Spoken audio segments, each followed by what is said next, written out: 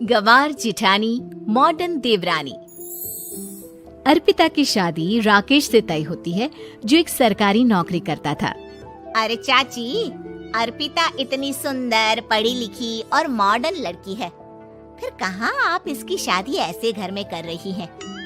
अरे लड़का सरकारी नौकरी करता है, इंजीनियर है, खूब कमाता है, खूब मेहनत की है लड़के ने इस नौकरी के लिए।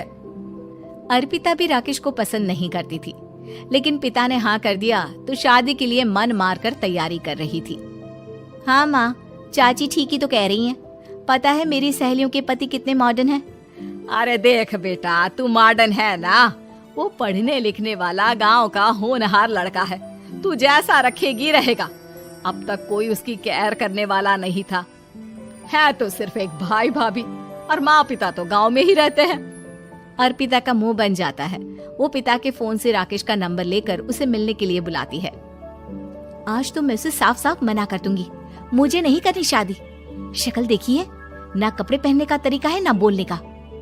अर्पिता राकेश से मिलने जाती है। अब क्या हो गया, आपने मुझे अर्जेंट मिलने को बुलाया, सब ठीक तो है ना? हाँ सब ठीक है, पर मैं आपसे कुछ कहना चाहती हूँ। आप ना इस शादी से मना कर दे। राकेश की आंखें अर्पिता की इस बात से लाल हो जाती है। वो रोंधे गले से कहता है, लेकिन शादी की सारी तैयारियां हो गई हैं। मैंने आपके साथ एक अच्छे भविष्य का सपना भी देख लिया है। ऐसा मत करिए प्लीज। माँ पिता के अलावा मैंने किसी को दिल से अपना माना है तो वो आप ही है। देखिए, मुझे आपसे कोई समस्या नहीं है, लेकिन आप मेरे जैसे नहीं हैं। मैं मॉडर्न लड़की और आप। मैं आपसे वादा करता हूँ, जब तक आपके लायक नहीं बन जाता मैं कभी आपसे बीवी का हक नहीं मांगूंगा। अर्पिता राकेश का प्यार देखकर पिघल जाती है और शादी के लिए हाँ कर देती है। दोनों की शादी हो जाती है, लेकिन शादी के बाद राकेश की भाभी, जो कि पूरी देहाती थी। ए राकेश, उठ, जब पानी भर कर ला और तेरी बीवी को बोल के चूल्हा लगा दिया है, रोटी बना ले। क्या है ये सब? और तुम्हारी भाभी इस तरह चिल्ला क्यों रही है? क्या करूं, भाभी ही खाना बनाती है और मुझे पढ़ने के लिए इस घर में रखा, तो मैं घर का सारा काम कर देता हूँ। अब तुम आ गई हो, अपने तरीके से देख लो। ये मकान तो तुम्हारे पापा ने बनवाया था ना शहर में, ताकि बेटा पढ़ाई कर सके।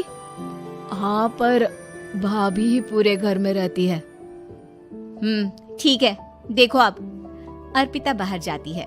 सूट पहनी अर्पिता को देखकर जेठानी का पारा हाई हो जाता है। ए शहर की हीरोइन, यहाँ ना चलेगा ये सब, समझी? साड़ी पहनो, साड़ी। वो नारंगी वाली निकाले हैं तुम्हारे लिए, जिसमें हरे रंग का फूल बना है, और सीधे पहुंचो रसोई में। मेरे आगे नहीं चलेगा ये सूट बूट का नाटक, समझी?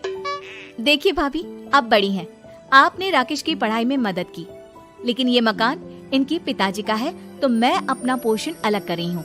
मैं आज से आपके साथ नहीं रहूंगी। जेठानी का तो मानो पारा ही हाई हो जाता है। और ऐसा कैसे नहीं रहेगी? हाँ, और कौन बोला कि राकेश अलग हो जाएगा? वो अपने भाई के बिना नहीं रहता। आज देखिए तो, देखिए कल के आई छोरी क्या बोल रही है। राकेश के साथ बात हो गई है, मैंने ऊपर का हिस्सा राकेश को दे दिया है। उसकी अपनी जिंदगी शुरू हो रही है, तो अच्छा है ना कि अब रसोई भी अलग हो जाए। अर्पिता राकेश की ओर फक्र से देखती है कि उसने अर्पिता के लिए स्टैंड लिया। अर्पिता बाजार में जाकर सारा रसोई का सामान ले आती है। पिता के दिए सामान से घर सजाती है और अपने तरीके से पूरे घर की सजावट करती है। शाम को राकेश ऑफिस से आता है। कुर्ता पैजामे में राकेश को देखकर, अरे ये क्या पहना है? भाभी सिलती है ना कुर्ता, मैं सारी कमाई भाभी को ही दे देता हूँ। लेकिन अब ना बीवी को देना होगा, क्योंकि भैया भी अच्छी नौकरी करते हैं। भाभी अपने पति का पैसा संभाले और मैं अपने पति का पैसा संभालूंगी। तभी भाभी आ जाती है। अरे देखो, बहुत हो गया। हाँ, अलग रहने तक तो ठीक था, लेकिन पैसा हम एक फूटी कौड़ी नहीं देंगे। बचपन से तुम्हारे पति को हमने पाला है, उसका हिसाब दो। अच्छा, हिसाब चाहिए? कितना पढ़ी है आप जो आपको हिसाब चाहिए? बड़े भाई हैं उनकी, जिन्होंने उन्हें पढ़ाया लिखाया, वो हिसाब मांगेंगे तो जरूर दे दूंगी भाभी। अरे देख, हाँ, अगर तूने पढ़ाई की है तो मैं भी अंगूठा छापना हूँ। अरे 5 की क्लास तक पूरी पढ़ाई की है, समझे? वैसे भी कल इन लोगों के माँ बाबूजी आ रहे हैं गांव से, वही लोग ठिकाने लगाएंगे तुझे। अगले दिन सास ससुर आते हैं, दोनों बहुत ही सीधे लोग। अच्छा किया जो ऊपर के हिस्से में राकेश की गृहस्थी लगा दी। अब दोनों बेटे अपना अपना देख ले।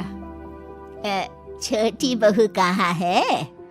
अरे बहुत ही चालाक है माँ जी, ऐसी जबान चलाती है जैसे दर्जी कैंची चलाता है। वैसे बहू तुम भी कम नहीं थी। और सुनाओ। तभी छोटी बहू सास ससुर के पैर छूकर उन लोगों को चाय और नाश्ता देती है। माँ जी, आप थक गई होंगी, मैं खाना लगा देती हूँ, ऊपर आ जाइए चाय पीकर। अरे बस बस, यही रहेंगे वो, क्योंकि बड़ी बहू मैं हूँ। हम एहसास है इनके माँ बाबूजी मेरे पास ही आए हैं। चलिए माँ जी, आप ना किचन में खाना बनाइए, मैं जरा बाजार होकर आती हूँ और फिर साथ में खाना खाते हैं। जेठानी बाजार निकल जाती है और सास ससुर बेचारे घर पर अकेले। फिर दोपहर को, माँ जी, मैंने आप सभी के लिए खाना बनाया है। माना मैं छोटी हूँ, लेकिन अच्छा लगेगा अगर आप लोग मेरे साथ रहें। वैसे भी यहाँ है कौन बेटा, चलो ऊपर राकेश के पास ही चलते हैं।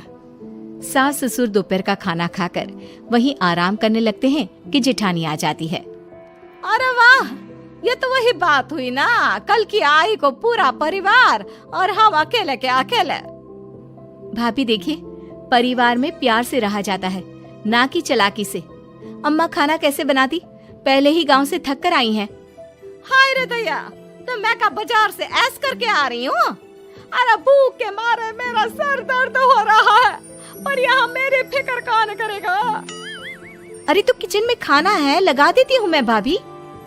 बड़ी बैठकर खाना खाती है और शाम को जब राकेश घर आता है।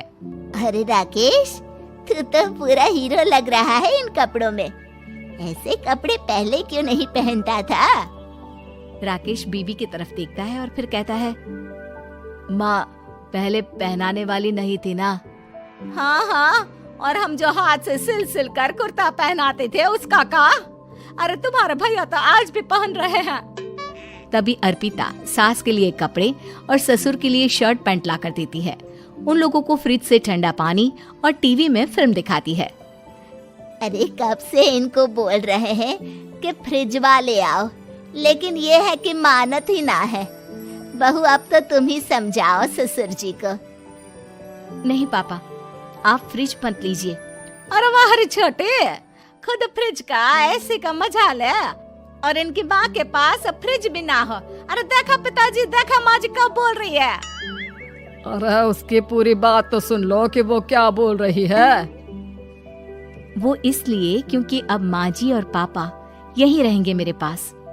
घर को घर सिर्फ मॉडर्न या गांव की सोच नहीं, बल्कि संस्कार बनाते हैं भाभी, और संस्कार अच्छे हो तो सब सही हो जाता है।